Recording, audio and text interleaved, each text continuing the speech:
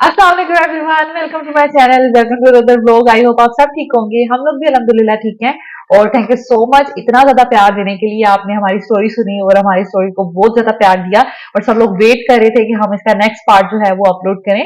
Like हमारी meeting कैसे हुई आफ्टर निकाह, हमारी जो फर्स्ट मीटिंग कह लें, फर्स्ट डेट कह लें, तो वो क्या था उसका सीन। और उसके बाद आज हम शेयर करेंगे लाइक उस मीटिंग से लेकर अपनी शादी तक की सारी स्टोरी आपके साथ। तो स्टार्ट करते हैं। यस। आई थिंक हम इसे डेट नहीं कह सकते, it was not in that sense. हाँ। ये फैमिली के साथ इंटरेक्शन था। और आई वॉज लकी कि I got a chance. Uncle को वापस जाना था कुवैत, और उनकी फ्लाइट थी हमारे निकाह के 2 दिन के बाद की। सो मैंने सोचा ये एक अपॉर्चुनिटी है, और मैं परमिशन लेने की कोशिश करता हूँ कि मैं उन्हें सी ऑफ करने आ जाऊँ। तो इस बहाने जाहिर है मैं घर आ जाऊंगा, और अब चूंकि निकाह हो चुका है तो मेरा ख्याल है कि अब ये मेरे सामने आ सकती हैं और इनकी फैमिली को एतराज नहीं होगा। So this is what happened. मैंने कॉल किया अंकल को। मैंने कहा अंकल आप जा रहे हैं तो क्या मैं आपको सी ऑफ करने आ जाऊं? तो अंकल को अच्छा लगा। अंकल कहते जी बिल्कुल आप आ जाएं। So plan worked. तो मैं फिर चला गया। It was Friday, March the 14th 14। 2014। सो जब मैं गया मुझे उन्होंने अंदर एक रूम में बिठाया, ड्राइंग रूम में नहीं बिठाया इस दफा। और नीचे नीचे मेरी दादी माँ का रूम था, दादा अबू का ड्राइंग रूम लाइक था। उसके बाद ताई अम्मा का रूम हुआ करता था, तो ताई अम्मा के रूम में बैठे थे। बिल्कुल हाँ। फर्स्ट टाइम मैं पहली दफा अंदर गया, और फिर मुझे वहां पे बिठाया उन्होंने। कुछ देर के बाद गुल भी आके वहां पे बैठ गई बाकी लोगों के साथ। और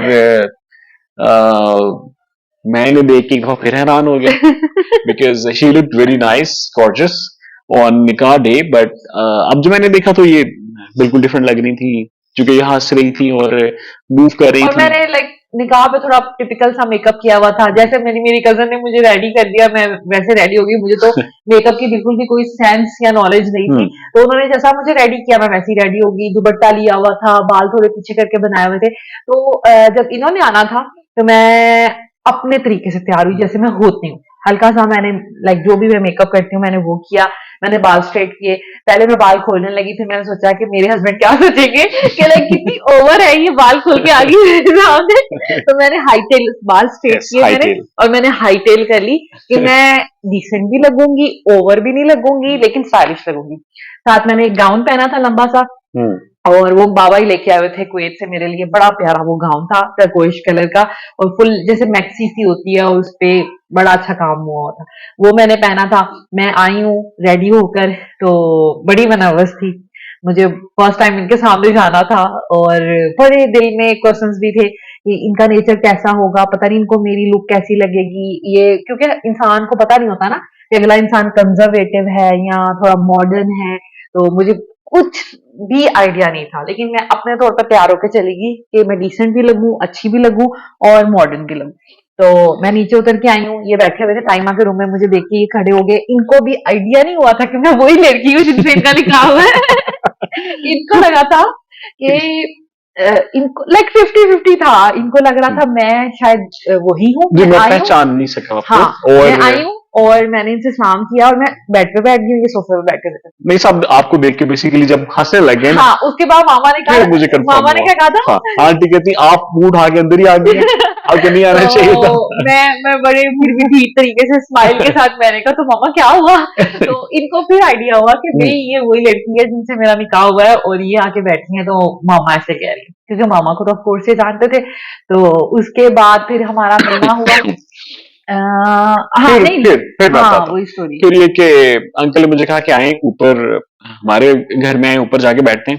मैं वहां अंकल के साथ बैठा, और मैंने गुल को बाहर मूव करते देखा, बिकॉज वो भी सॉर्ट ऑफ ड्राइंग रूम था ऊपर एक, और ये बाहर कुछ काम कर रही थी। तो I was very happy to look at her. और फिर अंकल को किसी वजह से नीचे जाना पड़ गया, उनको फैमिली में किसी ने बुलाया।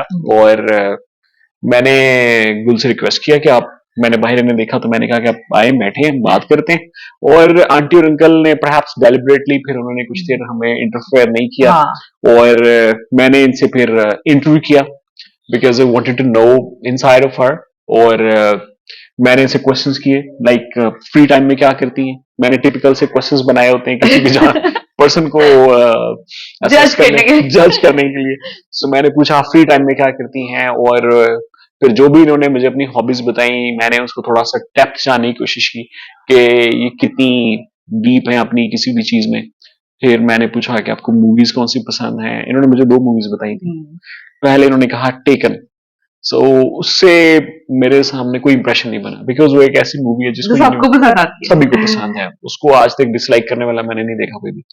और दूसरी जब उन्होंने बताई दैट वाज वोल्केनो। और फिर मुझे लगा कि अगर ये ऐसे कोई क्लैमिटी और डिजास्टर को पसंद कर सकती हैं, हाँ, तो ये और इंफॉर्मेशन को मुझे और इस तरह इसी की तरह की चीजों को मूवीज पसंद कर पसंद है, सकती लाइक जिसमें थोड़ा थ्रिल हो, स्टोरी का मजा आए, और इस तरह की मूवीज मुझे पसंद है। तो मैंने दूसरा नाम वो लिया, वोल्केनो। हैं। और इनको फिर लगा कि नहीं, इसका मतलब है कि इनको कोई सेंस है मूवीज की और कोई अच्छा टेस्ट है। हाँ, कोई इंफॉर्मेशन हाँ, को वैल्यू करती है। हाँ, उसके सो बाद आई वाज हैप्पी कि जिनसे मेरी शादी हुई है, वो देखने में तो अच्छी है ही, वो ऐसी पर्सन है जिनके साथ मैं बात कर सकूंगा, जिनके साथ मैं लंबी बातें कर सकूंगा, because that was one of my objectives. जब रिश्ता देख रहे थे तो मैंने घर में यही बात की थी कि कोशिश करें कोई ऐसी लड़की मिल जाए जिनके साथ मैं दोस्ती कर सकूं, जिनके साथ मैं लंबी बातें कर सकूं। और लंबी बातें ऑफ कोर्स मैं उन्हीं चीजों में करना चाह रहा था जो मेरा टेस्ट है। सो मैं काफी वास्ट स्कोप है नॉलेज का जिसमें मैं बात कर सकता था। ज्यादातर साइंस पे बेस करती थी। और जब इन्होंने वोल्केनो के बारे में कहा कि वो इनको पसंद है, तो आई थॉट इसका मतलब है अगर ये डिजास्टर इस तरह की चीजों को समझती हैं और कुछ उसमें फिजिक्स को, जियोलॉजी को समझती हैं, तो फिर अच्छा है, फिर बात कर पाएंगे। और ऐसा होता भी है, हमारी बड़ी यस, डिस्कशंस होती हैं। यस। अभी तक हमारी शादी को अल्हम्दुलिल्लाह 10 इयर्स हो चुके हैं, और हम लोग बहुत डिस्कशन करते हैं गाड़ियों पे। मुझे गाड़ियों का कोई लाइक नॉलेज थी, नहीं, लेकिन इसमें इतना मैंने इंटरेस्ट नहीं मैंने था। इसमें मैंने एक आपकी साइकोलॉजिकल इंजीनियरिंग की हुई है। इसमें शुरू में ये मुझे कहती थी मुझे साइंस पसंद नहीं है, बट इन्हें पता चले बगैर मैंने इनके सामने ऐसी बातें की कि इनका हाँ, इंटरेस्ट हो इंटरेस्ट गया बनना शुरू हो गया था। साइंस में और डिफरेंट साइंटिफिक इंफॉर्मेशन में। और उसके अलावा ये फैक्ट्स में और हिस्ट्री में और इस तरह की चीजों में बिल्कुल भी इंटरेस्टेड नहीं थी। गाड़ियों में बिल्कुल भी इंटरेस्टेड नहीं थी। लेकिन मैंने आहिस्ता आहिस्ता इनका माइंड बनाना शुरू किया और इन्हें नहीं पता चला इनका कब इंटरेस्ट और बन अब गया। ऐसा होता है कि मैं इन ये और इनके भाई, हम लोग अक्सर पॉलिटिक्स पे, गाड़ियों पे डिस्कस कर रहे होते हैं, तो मैं भी डिस्कशन में बैठी होती हूँ, मैं अपने व्यूज दे रही होती हूँ कि हाँ हाँ उसमें ये है, वो वैसे है, वो वैसे है। तो लाइक हमारी तीनों की बड़ी अच्छी सेटिंग हो जाती है। यस। हाँ। तो इस वजह से हमारी दोस्ती बड़ी अच्छी हो गई, बॉन्ड बड़ा अच्छा हो गया। हम किसी एक टॉपिक पे, कॉमन इंटरेस्ट के और टॉपिक के ऊपर अच्छी बात कर और सकते हैं। उस मीटिंग के बाद बाबा तो चले गए, लेकिन लकीली, फॉर्चुनेटली अनफॉर्चुनेटली उनकी फ्लाइट मिस हो गई। उस दिन उनकी फ्लाइट मिस हो गई, वो थोड़ा लेट पहुंचे, उनको टाइमिंग का मिसअंडरस्टैंडिंग हो गई मैं थी। बताता हूँ, वो एयरपोर्ट पे लेट हुए जिसकी वजह से फ्लाइट नहीं ले पाए, फिर उन्हें वापस आना पड़ा। और चूंकि फ्लाइट अब कुछ दिन बाद की थी, शायद उनके 8-10 दिन और बढ़ गए उनके। जब वो फैसलाबाद वापस आए तो मेरी उनसे उनके साथ जो 1-2 मीटिंग्स हुई थी, I try to impress him so much कि उन्होंने खुद ही कॉल किया या तो यार अब मेरे पास दिन है तो आए बैठते हैं। तो मुझे इस तरह से मौका मिल गया फिर इनके घर आने का। तो जब तक अंकल रहे मैं फ्रीक्वेंटली आता और जाता रहा। हमारी मतलब मिलना जुलना चलता रहा। बिल्कुल। उसके बाद फिर अंकल चले गए और मुझे था कि अब, और वो ऐसी बात भी कर गए थे कोई कि ऐसा ना हो कि मैं चला जाऊं और उसके बाद घर वाले परेशान हो। और मुझे, मेरा ख्याल है वो यही सुझाने की कोशिश कर रहे थे कि आप इतनी फ्रीक्वेंसी से नहीं आइएगा और कम रखिएगा, मॉडरेट रखिएगा उसमें। लेकिन अब मैंने फिर उसका एक और हल निकाल लिया हुआ था। तब तक मैंने इनके दादा और इनकी दादी के साथ अच्छी दोस्ती कर ली थी, बिकॉज आई थिंक मैं किसी के साथ दोस्ती डेवलप कर सकता हूँ। यहाँ पे मैं बताती चलूँ कि लाइक हमारी जो फैमिली थी बड़ी कंजर्वेटिव टाइप की थी। मगरिब के बाद हमारे घर में ताला लग जाता था, मगरिब से बाद हम लोग घर से बाहर नहीं जा सकते थे। दादा दादी होते थे, हमने कहीं जाना हो, किसी ने आना हो हमारे घर, तो नीचे हाजिरी लगा करती थी और उनको बता के, उनके इल्म में होना चाहिए हम किधर जा रहे हैं, कौन हमसे मिलने आ रहा है। तो लाइक इस तरह की रिस्ट्रिक्शंस थी। तो जब मेरा इनके साथ निकाह हुआ और इन्होंने आना शुरू किया, मैं और मेरी अम्मी बहुत डरे हुए थे कि दादा और दादी माँ हमें कभी भी डांट सकते हैं, और ऐसा ना हो इनको डांट देंगे भैया आप रोज रोज आ जाते हैं। तो हम लोग बहुत डरे हुए थे। इसके इन्होंने अलावा मुझे कहा भी कैसा हाँ हो सकता है कि आप वो कोई बात कर देंगे। मैंने कहा रेस्ट अश्योर्ड कि और बात उसके कोई नहीं अलावा करेगा। जब हम मोहल्ले में रहते थे, वो भी सबके हम बहुत पुराने वहां पे रह रहे थे, तो सबके साथ एक जैसे फैमिली की तरह बॉन्ड होता है, वैसे ही मोहल्लेदारों के साथ भी था। तो हमें ये था कि कोई मोहल्लेदार ना ऑब्जेक्ट कर दे कि भाई अभी निकाह हुआ है, रुखसती नहीं हुई, लड़का आ जाता है। तो हम बहुत डरे हुए थे इस बात से। लेकिन ये हुआ कि कुछ दिन मैंने इनको मना किया कि अब आपने हमारे घर नहीं आना। तो एक हफ्ता ये नहीं है, और एक हफ्ते के बाद दादी अम्मा कहती हैं कि भाई काफी दिन हो गए नवाज नहीं आया। तो मैं हंसने लगी, मैंने कहा क्यों आप उनको याद कर रही हैं? तो वो कहती है हाँ आता है, बड़े प्यार से बैठता है पास और सलाम करता है, तो ना मुझे बड़ा अच्छा लगता है। उसे कॉल करके बुलाएं। हाँ उसे कॉल करके बुलाएं कि भाई मिलने आओ। तो मैं तो उसी वक्त इनको कॉल की, और मैंने कहा आपको दादी माँ बड़ा याद कर रही है, और विद इन 26 मिनट्स ये हमारे घर में थे। तो इस तरह मतलब आना जाना पे लगा रहा, और किसी ने भी नहीं ऑब्जेक्ट, मतलब हम लोग के, मतलब हम लोग सोचते थे कि कैसे सारी इन पे मेहरबान हो गई हैं, कोई भी नहीं इनको मना करता। किसी का दिल कर भी रहा हो ना मना करने को, वो भी मना नहीं इनको करता। तो बस फिर आना जाना लगा रहा, हम लोग रेस्टोरेंट्स में चले जाते थे शॉपिंग करने। ये निकाह के बाद मेरी जितनी भी शॉपिंग होती थी ना, इनकी अम्मी आ जाती थी, और हम लोग गाड़ी में बैठ, लाइक मुझे साथ लेके जाते थे, कोई भी जैसे गर्मियों के कपड़े, सर्दियों के, ईद शबरात एंड ऑल। तो वो फिर हम लोग साथ ही शॉपिंग करने जाया करते थे। इसके अलावा उनके बगैर भी जब कभी अक्सर हम लोग रेस्टोरेंट्स में या वैसे बाहर निकल जाते थे, साथ में मेरा छोटा भाई मेरे साथ होता था। वो बहुत छोटा था, वो मेरे साथ हुआ करता था, और कभी मामा भी होती थी। बहुत इस कम तरह दफा हाँ बहुत आंटी कम, भी थी। लेकिन नूर जो मेरा भाई है वो ज्यादा सबके साथ होता था। तो खैर बड़ा मजा आता था हम लोगों को। मैंने इनको जान लिया था इतने अच्छे तरीके से, बहुत रिस्पेक्ट देते हैं ये लेडीज को, सिर्फ मुझे नहीं अपनी बहनों को भी, अपनी अम्मी को भी। हमेशा गाड़ी का दरवाजा ये हमारे लिए खोलते हैं, शॉप्स के दरवाजे ही हमारे लिए खोलते थे। आप लोग जितनी मर्जी शॉपिंग करें, इन्होंने कभी नहीं कहा कि भाई आप बहुत टाइम लगाती हैं, बल्कि मैं थक जाती हूँ शॉपिंग में, ये नहीं थकते। और बैग्स हमेशा ये, इन्होंने आज तक मुझे एक सिंगल बैग भी नहीं पकड़ के ऊपर इवन आने दिया घर में, और या मार्केट में हमें फिरने दिया। तो ये सिर्फ मेरे साथ नहीं, अपनी बहनों के साथ भी ऐसे हैं, अपनी अम्मी के साथ भी ऐसे थे। और इनकी अम्मी बहनें इनके साथ बहुत कंफर्टेबल होती थी, कहती थी कि हमें तुम्हारे साथ ही शॉपिंग करने जाना है, दूसरे भाई के साथ शॉपिंग करने नहीं जाना। तो क्योंकि तो हमें पता है कि आप हमें कुछ भी नहीं कहते। तो मैंने इनको जान लिया था।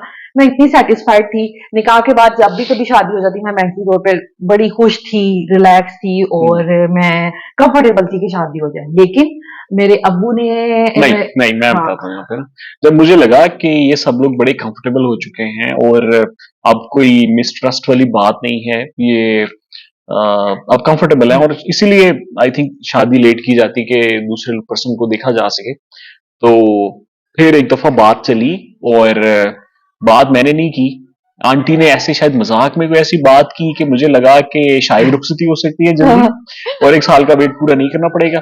सो मैंने आंटी से कहा कि इसको सीरियसली फिर लेके चलते हैं, और मैं अम्मी से कहता हूँ, अम्मी आ जाती हैं और बात कर लेती हैं और रुखसती कर लेते हैं अगर पॉसिबल है तो। लेकिन आंटी ने अंकल से बात की, अंकल ने कहा नहीं हम अभी नहीं करेंगे, बिकॉज हमें तो अरेंजमेंट्स भी करने हैं। तो हमने बहुत पहले से क्लियर किया हुआ था कि हमें किसी तरह का जहेज नहीं लेना। ऐसा नहीं है कि हमें चाहिए नहीं, बल्कि अलाउड ही नहीं है। अगर आप लोग बनाएंगे भी तो हम वो नहीं उठाएंगे यहाँ से ना, वो लेके नहीं जाएंगे। तो इस वजह से मैंने ये मैसेज भी पहुंचाया कि चूंकि हमें कुछ लेना ही नहीं है, तो आपको अरेंजमेंट करने वाली तो कोई क्वेश्चन ही नहीं है। आप जब भी तय कर लें तो हम फौरी शादी कर सकते हैं। लेकिन इस बात पे अंकल ने बहुत ही सख्त किस्म का पैगाम मुझे भेजा। फिर मैंने दोबारा रिमेनिंग टाइम में बिल्कुल बात नहीं की। वो पैगाम ये कि बाबा को लग रहा था कि ये शादी के लिए जल्दी कर रही हैं, और बाबा का यही था कि कहता तो हर कोई होता है ना कि हमें जहेज नहीं लेना, या हमारे घर किसी चीज की कमी नहीं है, या हमें किसी चीज की जरूरत नहीं है, लोग कहते हैं। लेकिन उस पे इतना ज्यादा वो अपने फैसले पे या अपनी बात पर इतने अटल नहीं रहते। और बाद में म्यूचुअल अंडरस्टैंडिंग से ये होता है कि पेरेंट्स कहते हैं कि जी ये तोहफे हैं हमारी बेटी के लिए, तो हमने उनको देने हैं। लेकिन ये कहते थे कि नहीं, मेरी तरफ से कोई भी चीज मैं इस तरह की आपके घर से नहीं लेके जाऊंगा। आप चाहे निकाह चाहे रुखसती 1 साल बाद करें, 6 माह बाद करें, या इससे भी ज्यादा लेट कर लें, मैंने इस तरह की किसी चीज में नहीं आना। फिर बाबा को, क्योंकि ऑफ कोर्स इनके साथ कम मीटिंग हुई थी, हमारी ज्यादा हुई थी बाद में, तो मुझे पता चल गया इनके साथ रह रह के कि ये किसी की भी तरह का इस तरह की कोई चीज एक्सेप्ट नहीं करेंगे। क्योंकि जैसे ईदें आती थी, शब रात वगैरह आती थी, तो मामा इनके घर को गिफ्ट वगैरह लेके जाती थी, तो ये बहुत गुस्सा होते थे, तो नाराज होता था। नाराज होते थे। तो हम मुझे ये लगा कि मैंने इनको नाराज नहीं करना। इवन मेरी शादी पर मेरी अम्मी ने इनकी अम्मी को गोल्ड के इयररिंग्स और अब्बू को रिंग वगैरह भी दी। तो इनको नहीं दी थी रिंग, क्योंकि ये कहते थे कि मैंने गोल्ड की बिल्कुल भी रिंग नहीं पहनी। तो इस तरह की कुछ चीजें गिफ्ट की, और वो मामा ने मुझसे पूछा कि हम ऐसा कुछ कर लें, तो मैंने कहा नहीं, मैंने नवाज को नाराज नहीं करना। आपने अगर मुझसे हटकर ये कुछ करना है, उस चीज की मैं जिम्मेदार नहीं हूं। अगर नवाज एक्सेप्ट ना करें या बारात वाले दिन कोई सीन क्रिएट हो जाए, तो मैं इस चीज में बिल्कुल भी नहीं हूं, ना मेरी हाँ है, और मैंने नवाज को नाराज नहीं करना। तो मामा ने मुझसे फिर छुप कर ये चीजें बनवाई, और जब मैरिज हॉल में पहनाई गई चीजें, तो नवाज तब भी, नवाज के फेस एक्सप्रेशन इस तरह के थे कि आंटी आपने ये क्या किया। फिर खैर इनकी अम्मी ने, और फिर मैंने भी थोड़ा सा इनको पिंच किया था कि प्लीज अब आप कोई सीन ना क्रिएट कीजिएगा। तो ये बहुत ज्यादा सख्त थे इस मामले में, और इन्होंने ये करके भी दिखाया। मैं सिर्फ एक जोड़े में, वो भी मामा ने रो रो के इनको कहा कि ये क्या बात हुई, कि मतलब अब हमारी बेटी एटलीस्ट हमारे घर के कपड़ों में जाएगी आपके घर। तो एक सिर्फ बारात का जोड़ा इनकी तरफ से था, सॉरी हमारी तरफ से था, और कुछ भी नहीं। मेरे कुछ पुराने कपड़े थे जो मैं साथ लेके आई थी, जो मुझे पसंद थे, मेरे फेवरेट कपड़े या जूते, या इनकी तरफ से जो भी गिफ्ट्स आते थे, मैं फिर वो संभाल लेती थी, और मैं फिर शादी करके फिर वो वाली चीजें लेके गई थी। अदरवाइज इन्होंने फिर बेड ड्रेसिंग बनवाया, रूम की जितनी भी जरूरत की चीजें होती हैं वो बनवाया, शादी से कुछ देर पहले गोल्ड की ज्वेलरी बनवाई, और हमारी तरफ से सिर्फ एक ड्रेस था। और वो ड्रेस भी मैं इनके साथ ही लेने गई थी कि हम दोनों आपस में पसंद करके। नहीं, मुझसे पहले आप एक दफा जाके ड्रेस मार्केट में पहले मैंने चूज कर सर्वे रहे कर लिया था, चूज मैंने कर लिया था, फिर मैं जब लेने गई हूँ, मैं इनको साथ लेके गई, तो इन्होंने कहा ये क्या 85,000 का ड्रेस आप लेंगी, ये तो बहुत एक्सपेंसिव है। मैंने कहा नवाज कोई बात नहीं, मामा ने कहा है कि आप जितने मर्जी का ड्रेस ले लें, क्योंकि आपके लिए जहेज तो हम बना नहीं रहे, तो आपका जो दिल करता है ना, जिस तरह का भी महंगा ड्रेस आपने लेना आप ले। तो मैंने 85,000 का सिलेक्ट कर लिया। वहां पे मैं थोड़ी सेल्फिश हो गई थी। तो इन्होंने कहा नहीं, हरगिज नहीं, आप कोई अच्छा ड्रेस लें, लेकिन कोई सस्ता सा ड्रेस नहीं। ये मुझे फिर अपनी अपनी पसंद की एक शॉप पे लेके गए फैसलाबाद में। वहां पर इन्होंने मुझे ड्रेसेस कुछ हम लोगों ने देखे, उसमें से मुझे मुश्किल से एक ड्रेस पसंद आया, और उस पे भी ये मान नहीं रहे थे, वो 35,000 का था, और जो मैंने अपनी बारात पे पहना था। तो इन्होंने मुझे कहा कि नहीं, ये आप ना बस एक्सपेंसिव है इसलिए करके ले रही हैं, बल्कि जो 25,000 वाला है वो भी बिल्कुल ठीक है। तो ये चाह रहे थे कि मैं 25,000 वाला ड्रेस लूं, लेकिन मैंने कहा नहीं, वो मुझे नहीं अच्छा लग रहा था, हम ये 35 वाला लेते हैं, वो वाकई मुझे नहीं अच्छा लग रहा था। फिर बड़ी मुश्किल से हम लोगों ने फिर वो ऑर्डर पे बनवाया, मैंने अपनी पसंद के कलर से कस्टमाइज वगैरह करवाया। तो लाइक इस तरह की चीजें हुई।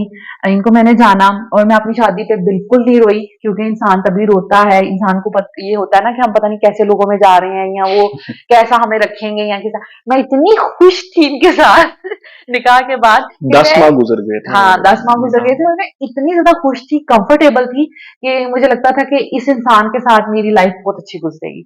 तो मैं अपनी शादी पे, मुझे रोना ही नहीं आया, मैंने बहुत कोशिश की लेकिन मुझे रोना ही नहीं आया। तो अल्लाह का शुक्र है, अल्हम्दुलिल्लाह सब कुछ बहुत अच्छा रहा, और फंक्शंस बड़े अच्छे हुए, और फंक्शंस क्या like the details of the functions वो भी पता नहीं है। ओके, तो वो आप बताएं।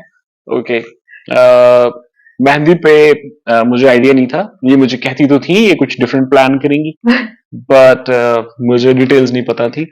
और फिर उन्होंने कहा कि मेहंदी पे आपने हमारी तरफ भी आना है, हालांकि हमारा तय नहीं था, हमने अपनी तरफ इनकी अलग मेहंदी थी, इनकी अपने घर थी, हमारी अपने घर थी। तो मुझे इनकी तरफ जाना पड़ा, मैं, मेरी 2 सिस्टर्स, हम फिर इनकी कजन भी तरफ थी आए। आपकी? हाँ शायद। हाँ। और हम इनकी तरफ आए तो मैंने देखा इन्होंने एक रिक्शा डेकोरेट करके रखा हुआ था। अपनी बहन की शादी में भी सारी चीजें मैंने सेट की थी, और मेरी शादी पे भी ना मैंने कुछ डिफरेंट चीजें की थी छोटी छोटी, ये थोड़ी शादी अच्छी लगे, तो सारी मैनेजमेंट मैंने खुद की थी, अपनी सिस्टर की शादी पे भी, अपनी भी। पिक्चर्स मैं अटैच करूंगी इस ब्लॉग में। तो मैंने मेहंदी के लिए एक रिक्शा डेकोरेट करवाया था गेंदे के फूलों से, और वो मेरी ये इंस्ट्रक्शंस थी कि रिक्शा ये चलाएंगे और पीछे मैं बैठूंगी। तो हम लोगों ने वो थोड़ा डिफरेंट किया, तो मेहंदी ऐसे गली से लेके आ रहे हैं, रिक्शे में मैं बैठी हुई हूँ, ये चला रहे हैं, आगे मेरी सारी सिस्टर कजन्स और सब थे जो मेहंदी वगैरह लेके आ रहे हैं। फिर हम जो लगे हुए थे टेंट्स, वहां तक हम रिक्शे में गए हैं, पिक्चर्स वीडियोस बनी है। उसके बाद फिर हम लोग टेंट्स के अंदर चले गए हैं, वहां पर रस्में वगैरह हमारी हुई हैं, फिर ये लोग चले गए थे खाना खा के। उसके बाद इन्होंने फिर अपने घर में जो इनकी मेहंदी हुई थी वो उन्होंने एंजॉय की। और फिर हम लोग अपनी रस्में वगैरह करते रहे, ढोलकी वगैरह इस तरह की चीजें होती रही। उसके बाद आ जाता है जी बारात का दिन। और हाँ, एक और चीज, मैं जो रेडी भी हुई थी, मेरी सारी सर्विसेज भी जो हुई थी वो इनकी स्टूडेंट थी, और उन्होंने की थी, लाइक मुझे मेहंदी पे उन्होंने सारी सर्विसेज दी थी, बारात का मेकअप उन्होंने मेरा किया था, और वलीमे से भी मैं उनसे ही तैयार हुई थी, वो उनकी स्टूडेंट थी।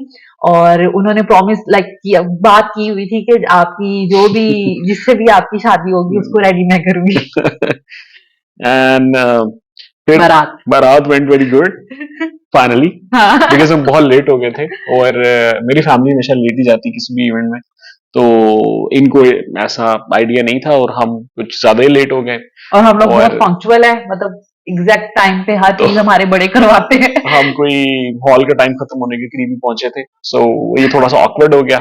लेकिन जब हम चले गए फिर अच्छा हो गया, रुखसती हो गई, और उसमें मैंने तय किया हुआ था जब हमारी रुखसती होगी तो गाड़ी मैं खुद ड्राइव करूंगा, ऐसा नहीं कि कोई और ड्राइव करे और मैं पीछे बैठूं और मैं आगे बैठूंगी। ये हमने डिफरेंट किया था। और मेरी बारात पे एंट्री जो थी मेरी, वो डोली, मैंने अपने ड्रेस के साथ मैचिंग के कलर की लाइक फूल वगैरह डेकोरेट करवाई थी डोली। मेरे चचा, मेरे कजन सारे मुझे डोली पे ब्राइडल रूम से स्टेज तक लेके आए थे, वो हमने डिफरेंट किया था।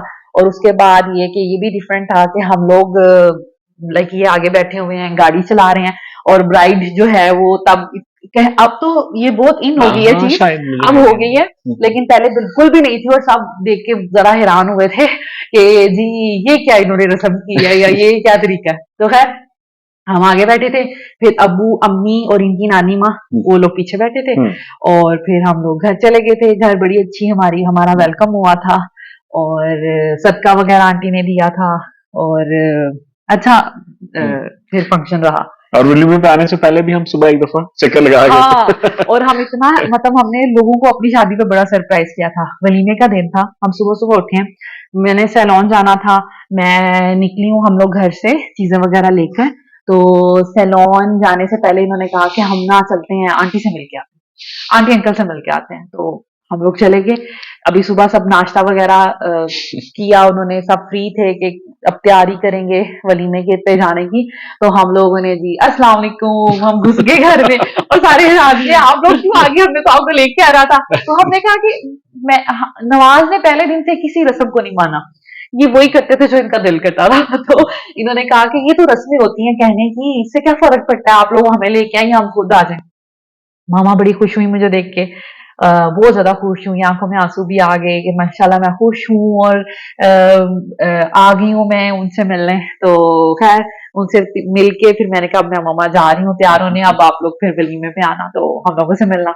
फिर खैर वलीमा हुआ, और उसके बाद हम लोग घर आ गए। घर आए, फिर रस्में हुई जैसे होती हैं सारी, और मेरी सिस्टर और कजन ने जूता छुपाई की रस्म की थी ना, हाँ जूता छुपाई की रस्म की थी, रास्ता रोकने की पहले, वो तो बारात पे की थी ना, उसके बाद दूध पिलाई की थी, और उसके बाद फाइनली फिर जब ये घर आए थे, मकलावे पे हमारा होता है, मकलावे पे हम करते हैं जब दूल्हा अकेला होता है ना, फिर उसको हम काबू में करते हैं। तो हमने की थी रस्म वाली जूता छुपाई की। खैर फिर बातें चलती रही पूरी रात, इनकी और मेरे बाबा की बहुत डिस्कशन होती थी। तो ये लोग बैठ जाते थे, और माशाल्लाह कितना कितना टाइम गुजर जाता था। तो खैर अच्छा रहा, अल्लाह का शुक्र है। और हाँ, अब एक और बात, अब आप बताएं कि हमारी शादी को 10 साल हो गए हैं और माशाल्लाह। निकाह को भी इंक्लूड करे तो 11 साल। 11 साल। तो अब आपने मुझे एक बतानी है चीज जो आपको मुझ में सबसे अच्छी लगती है और एक चीज बतानी है जो सबसे बुरी। ओए सबसे अच्छी तो काफी सारी हैं। अगर मैं बेस्ट बताने की बात करूं, हम्म, आप बहुत कंसिडरेट हैं। लाइक आप ख्याल रखती हैं दूसरों के, अ, अ, क्या कहना चाहिए, बहुत कर्टियस हैं, बहुत कंसिडरेट हैं।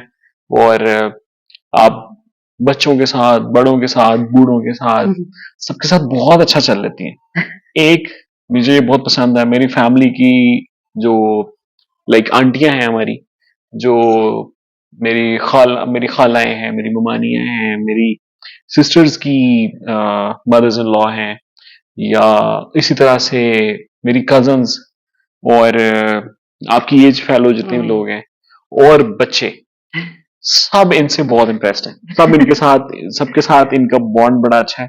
सो मुझे लगता है ये मुश्किल होता है आमतौर पे लोगों के लिए, वो किसी एक एज ग्रुप में ज्यादा अच्छा कर सकते हैं, लेकिन ये सभी के साथ बहुत अच्छा कर लेते हैं, और लोगों के साथ इनकी दोस्ती हो जाती है, छोटी उम्र के लोगों के साथ भी, बड़ी उम्र की आंटियों के साथ भी। सो ये मुझे बड़ा अच्छा लगता है कि इनकी वजह से मेरा बॉन्ड जो है, जिनके साथ भी मेरा था, वो इवन स्ट्रांग ही हुआ है। कभी इनकी वजह से मुझे किसी से दूर नहीं होना पड़ा। और दूसरी बात जो गुल में मुझे बहुत अच्छी लगती है, वो इनकी सेंस ऑफ रिस्पॉन्सिबिलिटी है। आज तक मैंने नहीं देखा कि कोई भी काम इनके जिम्मे हो और वो लेट हो जाए, या वो 99% परफेक्शन के साथ हो। वो हमेशा 100% परफेक्शन के साथ ही होता है। कभी कोई एरिया ऑफ इंप्रूवमेंट नहीं बचता। वो चाहे घर की मैनेजमेंट हो, घर की मेंटेनेंस हो, या बच्चों को ब्रॉटअप हो, बच्चों को फीड करना हो, या मेरा कोई काम मैं इनके जिम्मे लगा दूं कभी, लाइक इनसे कुछ कह दूं, किसी से बात करनी है, कोई काम करवाना है, या इवन कोई इवेंट हो उसको ऑर्गेनाइज करना हो, किसी चीज का प्लान बनाना हो, या हम आजकल कम की हुई है, वह पहले बहुत फ्रीक्वेंटली दावतें करते थे लोगों की। और मैंने इनको बड़े शॉर्ट नोटिस दिए हुए हैं, लाइक 1 घंटे के नोटिस पे भी इनसे कहा हुआ है कि जी मेहमान आ रहे हैं, आप कुछ अरेंज करें। तो कभी इन्होंने कोई कमी नहीं छोड़ी। तो ये इनकी बहुत बड़ी बात है। मैं अपने इर्द गिर्द जितने भी लोगों को देखता हूँ रियल वर्ल्ड में, वहां पे मैंने इतनी सेंस ऑफ रिस्पॉन्सिबिलिटी किसी एक पर्सन में मैंने जमा नहीं देखी।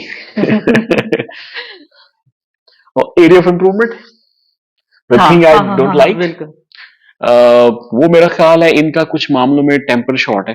टेम्पर शॉट में इतना शुक्र है कि ये लड़ती नहीं है, ये एक्सप्रेस नहीं करती, बस ये रूठ जाती है। तो ये मेरे लिए बहुत मुश्किल हो जाता है। मैं चाहता हूं कि ये खुश रहें, कर्ब में नहीं रहें। और मैं इसलिए समझता हूँ कि ये इनकी एक शॉर्टकमिंग है कि ये ऐसी चीजों पे भी नाराज हो जाती है जिसपे आम लड़कियां नाराज नहीं होती होंगी। तो इसलिए मुझे बड़ा केयरफुल रहना पड़ता है। और कई दफा मैं बिल्कुल क्लूलेस होता हूँ कि ये क्यों नाराज हुई है। और मुझे कई घंटे तो यही पता करने में लग जाते हैं कि मेरी क्या रीजन हो सकती है। तो मेरा ख्याल है मेरे पास बहुत दफा जस्टिफिकेशन होती है उन रीजंस की जिनकी वजह से नाराज हो जाती, बट ये नहीं सुनती। सुनती नहीं है, मुझे बताती भी नहीं क्यों नाराज है, बस मुझे ये पता चलता है कि अब नाराज है। और कुछ टाइम अब बुरा गुजरेगा। मेरा कंसर्न होता है कि ये कर्ब से निकल आए और जल्दी से चीजें नॉर्मल हो जाए। इनकी सबसे बुरी बात वहां से स्टार्ट करूंगी। सबसे बुरी बात मुझे ये लगती है कि ये थोड़े लेजी हैं और जिससे मुझे बड़ा मसला होता है। क्योंकि जब एक इंसान खुद एक्टिव हो और खुद रिस्पॉन्सिबिलिटी ले हर चीज की और अच्छे टाइम पे हर चीज प्रॉपर वे में कर दे और खुद मैं एक्टिव हूँ, तो इस वजह से फिर मुझे थोड़ा इरिटेशन होती है कि अगर ये किसी काम में लेजीनेस दिखाएं या ये अनऑर्गेनाइज हैं, उससे बड़ा मुझे मसला होता है। मैं इनको यही कहती हूँ कि जैसे मैंने चीजें घर की ऑर्गेनाइज करके रखी हैं, आप अपना ऑफिस, अपनी चीजें, अपनी गाड़ी उसको ऑर्गेनाइज करके रखा करें, गाड़ी को वॉश करवा के रखा करें। मुझे बड़ा मसला होता है गंदी गाड़ी में बैठने का से। तो इस तरह की चीजें ये करते हैं तो फिर मुझे थोड़ी इरिटेशन होती है और यही मेरी वजह होती है नाराज होने की। उसके बाद अगर इनकी अच्छी अच्छी बातें तो वैसे बहुत ज्यादा है, तो लेकिन सबसे अच्छी बात इन्होंने जो जहेज ना लेने पर स्टैंड लिया था, मुझे वो बहुत अच्छी, लाइक वो ऐसी पहली बात थी जिसकी वजह से इनकी इज्जत मेरे दिल में बहुत ज्यादा बढ़ गई थी। देखें, हर पेरेंट्स जो भी होते हैं, वो चाहे गरीब है चाहे अमीर है, अफोर्ड करते हैं नहीं करते, अपनी बेटी को हर कोई प्रॉपर जहेज देता है, लेकिन ये कोई अच्छी बात नहीं है। और मेरे पेरेंट्स भी अल्लाह का शुक्र है कि अफोर्ड करते थे, मेरी बड़ी सिस्टर को भी उन्होंने जहेज दिया था, तो वो कहते थे कि एटलीस्ट हम उतना तो देंगे ना जितना उसको दिया था। लेकिन ये इतना इन्होंने स्टैंड लिया इस बात पे, तो मुझे वो बात इनकी बड़ी अच्छी लगी कि इन्होंने एक गलत चीज को खत्म किया है, और उसका ये असर हुआ कि मेरी अम्मी ये कहती थी कि इन्होंने हमारे साथ नेकी की है, तो आगे मेरे 2 बेटे हैं, मैं भी कोशिश करूंगी कि मैं अपनी बहुओं से कोई भी जहेज नहीं लूं, और मैं 2 लोगों के साथ नेकी करूंगी। तो ये एक अच्छी चीज है, इसको बढ़ना चाहिए और लोगों को सीखना चाहिए। तो मुझे बड़ा अम्मी का ये बात अच्छी लगती है कि उन्होंने नहीं किसी तरह का कहा कि नहीं हम लेंगे या वट, उन्होंने यही कहा कि मेरे आगे 2 बेटे हैं, मैंने भी सोच लिया है कि मैंने उनसे मेरी जो बेटियां आएंगी उनसे जहेज नहीं लेंगे। तो ये बात मुझे बड़ी अच्छी लगती है। इसके अलावा इन्होंने बच्चे पालने में मेरे साथ बड़ा ही ज्यादा मुझे सपोर्ट किया है, बच्चों के डायपर्स भी चेंज किए हैं और फीडर्स भी बनाए हैं, फीडर वॉश भी किए हैं। मैं देखती हूँ हमारी सोसाइटी में, मेरे इर्द गिर्द मेरे रिलेटिव्स, मैं यही देखती हूँ कि 99% जो मेल होते हैं वो इस तरह की रिस्पॉन्सिबिलिटी नहीं लेते, जबकि बच्चा दोनों की रिस्पॉन्सिबिलिटी होती है, जहां पर माँ की होती है वहां पर बाप की भी होती है। लेकिन हमारी सोसाइटी में यही समझा जाता है कि वो माँ की रिस्पॉन्सिबिलिटी है, बच्चे को तो पालना माँ ने। तो इस चीज को इन्होंने खत्म किया, इस अपनी फैमिली में भी इस बैरियर को खत्म किया कि नहीं मेरी भी रिस्पॉन्सिबिलिटी है जितनी इनकी रिस्पॉन्सिबिलिटी। तो ये बहुत हद तक ज़ैनब, फातिमा, इज़ा को पालने में इन्होंने बहुत मुझे सपोर्ट किया है, डायपर्स चेंज किए हैं, ज़ैनब को लेके कितनी-कितनी देर बैठे रहे हैं, और फीडर्स उसको बना के दिए हैं, और बहुत मेरे साथ किया है। उनको पता है कि मैं बच्चा उठाकर मेरे लिए चलना मुश्किल है, मेरी प्रैक्टिस नहीं है। तो इन्होंने माशाल्लाह ज़ैनब, फातिमा, इज़ा, इवन अब ज़ावियार भी है, तो उसको भी मुझे नहीं उठाने देते। जब हम कभी बाहर कहीं जाएँ तो खुद पकड़ते हैं, हैंडल करते हैं, चाहे जितना मर्ज़ी खुद भी थक जाएँ, लेकिन खुद उठा के रखते हैं, मुझे नहीं उठाने देते। तो मुझे इनकी ये चीज़ बड़ी अच्छी लगती है। आज भी शादी को 10 साल हो गए हैं, तो मेरे लिए जब मैंने गाड़ी में बैठना होता है, मेरे लिए दरवाज़ा खोलते हैं। तो मुझे ये चीज़ बड़ी अच्छी लगती है। तो अल्लाह का शुक्र है, अल्हम्दुलिल्लाह, अल्हम्दुलिल्लाह, he is a very nice husband, और या thank you. so this is it. I hope आज का व्लॉग भी आपको अच्छा लगा होगा। Thank next you so much for watching this video. Take care. Allah Hafiz.